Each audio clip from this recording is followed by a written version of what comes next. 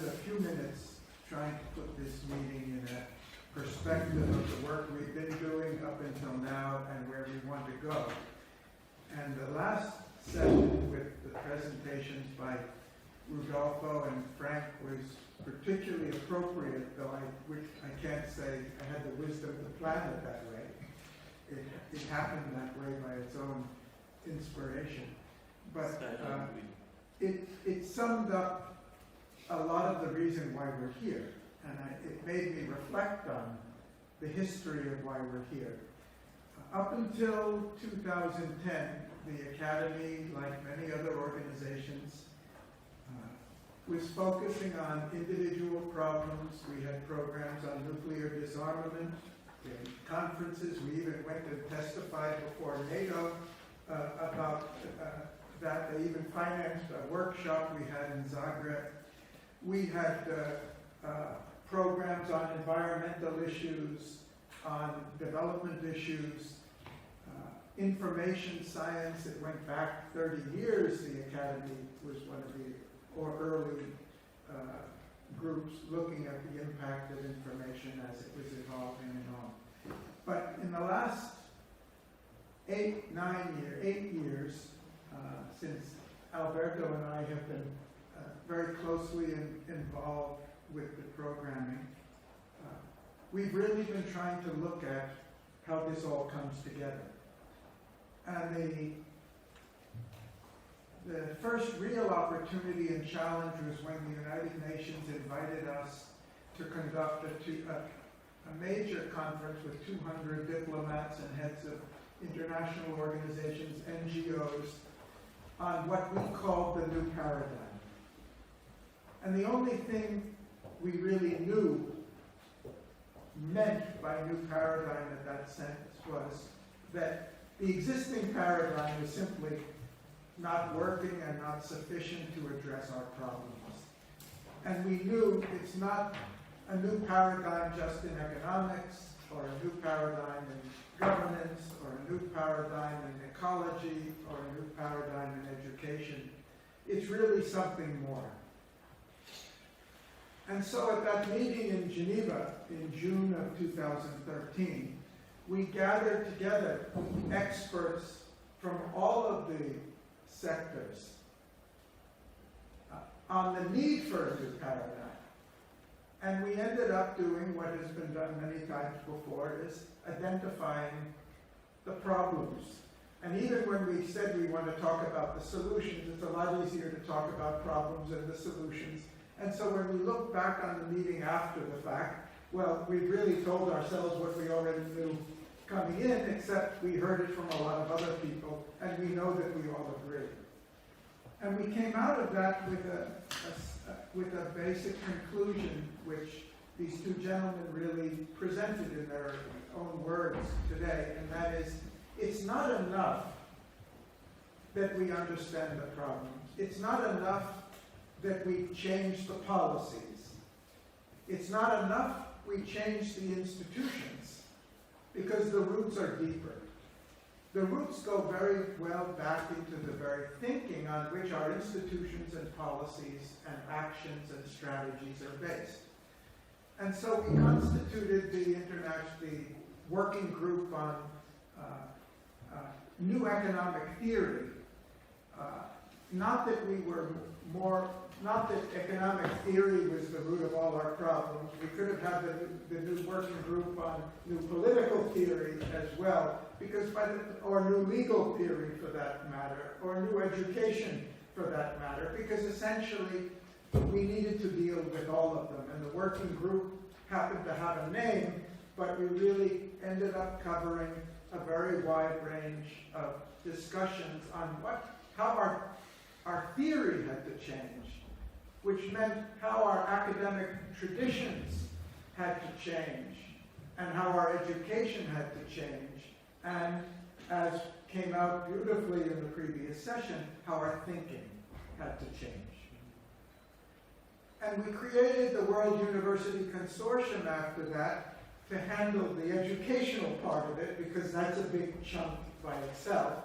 And we had the economic working group to focus on the economic side of it, and as Eric has mentioned, I think we have more than, right now actually, on the idea of new paradigm, we have more than 200 articles in Cadmus over the last 8-9 years, and half of them are on economics probably, and half cover governance issues, global and domestic, and democracy and education and other parts of it. And a few of them, but I think very important, address this fundamental issue of how our thinking has to change. And that's been beautifully summarized. And we've been doing it. We've had about 15 meetings here and many more in other formats elsewhere. But now the question is where we go from here. A year ago, we started discussions with the UN in Geneva. Some of you know the whole story. Some of you know a little of it. Some of you, this may be new. On a new conference at the UN, because they said, and this is their words, not ours, they said that the conference in 2013, I'd like to say it was one of the most successful conferences, but that's not what they said. It was the most successful conference they had, which sounded a bit outrageous to me, frankly. But that was what a very senior person in the UN said, and said we'd like to do something again. Well, we know going back to talk about the problems is not going to take us where we need to go. So we were looking for a proposal as to how we could meaningfully relate to the UN at this time, and we formulated two proposals. Briefly, one was, well look, UN has agreed on implementing the SDGs, and we know clearly that it's not enough. We understand the problems. We're going to need not only new policies, we're going to have to change our institutions, we're going to have to change our education, we're going to have to change the way we think about it. So what about this? And the Director General said in Geneva, this is what we need, this is what we want. Please detail out the proposal and come back and we can finalize. And we took about 6 months to do that, and during that time I met with Ban Ki-moon after his retirement from the UN and had a discussion with him on exactly the same thing, congratulating him for what he had done, but saying, I think we all know now that formulation of the goals, however great and significant it is only the first step. And we need much more at deeper levels if we're hoping to do this. And we went back to the UN. And at that time, in that 6-month period, the Director General said, you know, your proposal's really good, but since I said yes to it, so much is happening that I wonder whether we really need this anymore. And just at that time, his Chief of Cabinet, who's a fellow of the Academy, actually they're both fellows of the Academy, said, you know, actually, I like the second proposal better. He said, what was the second proposal? I don't even remember it. It was on global leadership in the 21st century. And he said, well, ask them to give us a proposal for that. And that took another 6 months to develop. And it was really the one we wanted to do. We had given the first one simply because we thought we'd be talking to their needs or what they were interested in rather than what we were interested in. And it came full circle. And finally, in May, the Director General signed the proposal and sent announcement to all the UN agencies and all the member states, announcing the beginning of that, and promptly within a week he was informed that he's retiring. Which didn't come as a surprise, but we were hoping it was a year later, not a year earlier.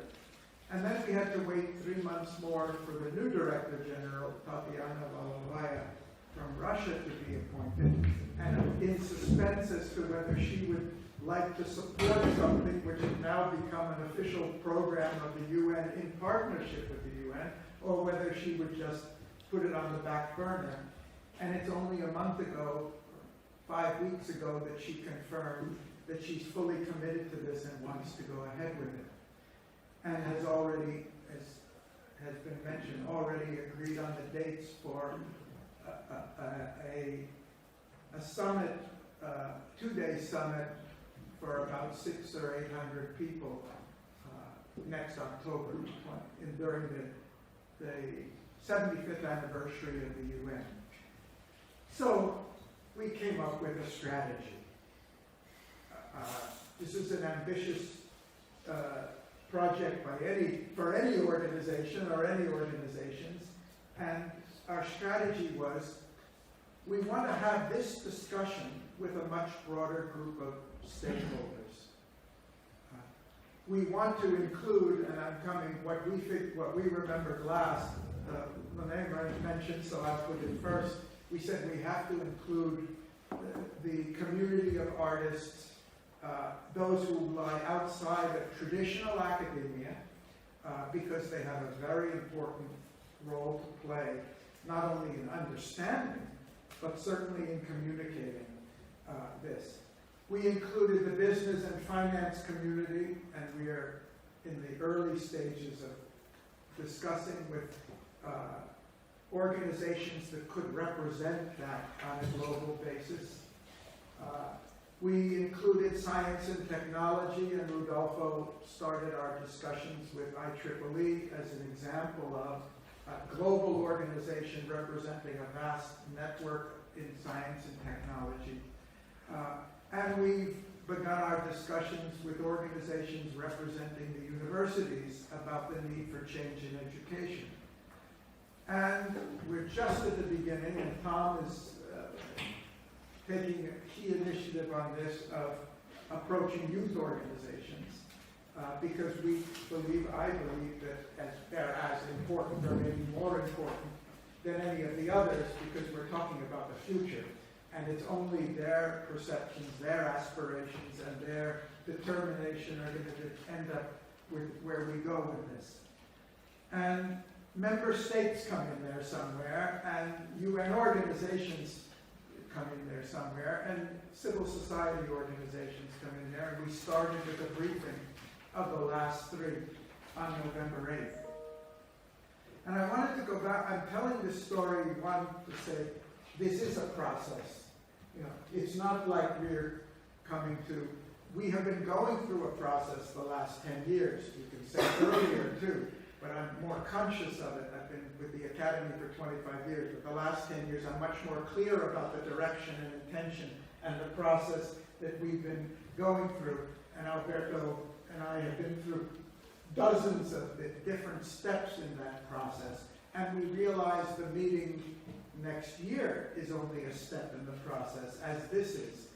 But I must say that this meeting particularly really exceeded my expectations, because I know we were doing something very difficult. We're talking about a subject that, at one sense, is so complex, is so specialized, has been left so much to the experts that even most economists feel they shouldn't be talking about it. But we managed to talk about it in exactly the perspective that we've been trying to approach the global challenges today, to recognize it at the level of society, at the level of human beings, at the level of our thinking processes, our value systems, our perspectives, our narrative, all of the words that you have been using today. So for me, this was a very fulfilling experience, simply because I learned a lot from it, and it helped I think it helped me, and I hope it helped others of us in and outside the Academy to put this in a wider perspective that it needs to have. So we're proceeding now, but the question came up even on the first day.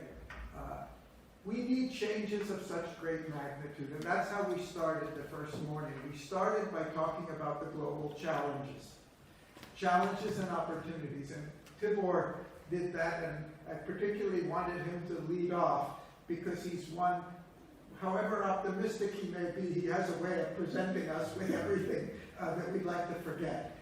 He's very realistic. He's been a diplomat. He's been dealing with diplomats at the global level on the problems of nuclear disarmament and arms control, and he knows how to put things and make us cope with reality.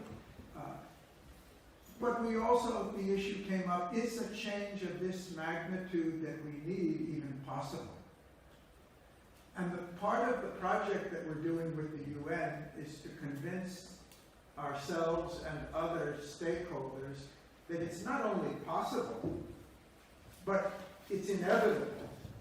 And it's not the first time. This is not a singularity like the Big Boom, the Big Bang, or the origin of life on Earth. This is a process humanity's been going through for many years.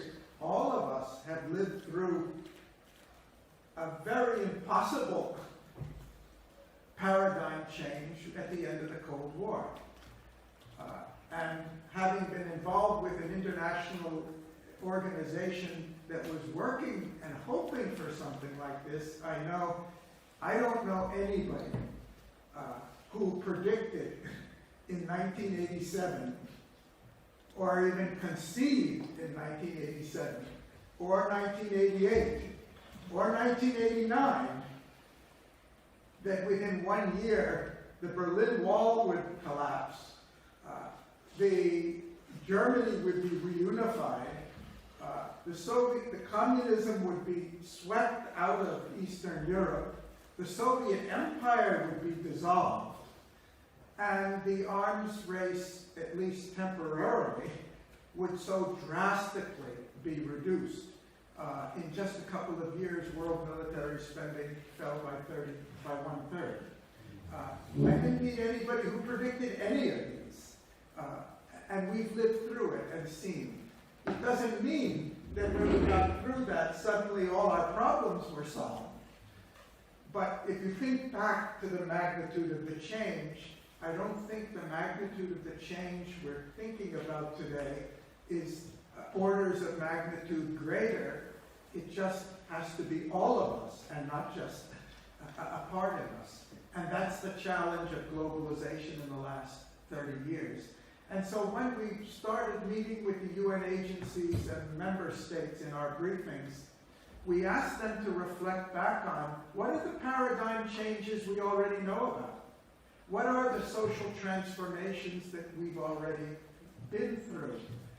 And we went back to the end of the abolition of slavery and the American Civil Rights Movement and the Green Revolution in India, which converted a deep deficit food nation, second largest in population in the world, to a surplus exporting nation within 10 years. And we asked them to reflect from their own experience what they have seen. And I think it's pretty clear that when we look at the process, we see that this is something we already know. What we maybe don't know is consciously how we did it, and consciously how we can accelerate it, and what knowledge we can learn from all the transitions in the past, whether it's the abolition of colonialism. I mentioned it on the first day, I think. If you read the history of the founding of the UN, nobody predicted in the founding of the UN and the development of the Security Council that the colonial empires, which occupied at least 1/3 of humanity, were going to disappear within 15 years. The colonial powers especially didn't predict that, and if that's not paradigm change, I don't know what is. So the process we're reflecting on, and I'm doing this to try to put this meeting into perspective, is what can we learn about what's already happened so that we can apply this long, slow process of social evolution and consciously apply it for rapid, radical social transformation. And that's what we've asked the UN agencies to do. We've seen the abolition of polio and to TB and AIDS, there's been a big progress on. There are all types of sectoral changes that have been rapid. But now we've got the whole thing. And we know, and that's something you have been mentioning over and over again, is we can't do it on a piecemeal basis. We can't just go after the economics and inequality or financial markets and later we'll take care of the environment or democracy. We have to do it all as one. And that, I think we can say, I don't think we've ever done that before. But that doesn't mean we don't have valuable experience to bear on this. The Academy is not an institution for policy making and implementation. That doesn't mean that we have lots of institutions for that and they're very valuable. I don't think we see that as our role. That's not historically been our role. We're trying to ask the questions that need to be asked and look at the kind of thinking we need to address them. And as Eric said, we're not very well known, certainly related to the issues that in order to get it to the world. And now we have an opportunity, a unique opportunity in the next 12 months at the UN in New York on a critically important issue of money and finance, which we've been discussing. But that's a smaller part of a much bigger picture at the UN in Geneva next October. And that's not the end of any process. We're clear. At best, that's another step in the process. We've already had 5 international meetings on economic theory. I think you've been at least to 3 of them, if I'm not mistaken. We've had 4 now on the need for a new paradigm in education. And this is an ongoing process, but I think at this level of discussion, we're on the right track. And now we have an opportunity, and how we do it and how well we do it remains to be seen. That's the challenge. I'm putting it forth to you so we can all understand it and share it. Is how effectively can we bring the quality of thinking or the integrality of thinking that has come up, or of value-based thinking, of human-inspired thinking, that we're not, as Lynette said, we're not cast away by the magic of technology or the magic of public policies or financial markets or anything else, that we see this. All of these have a center. And at the center, we put the human being.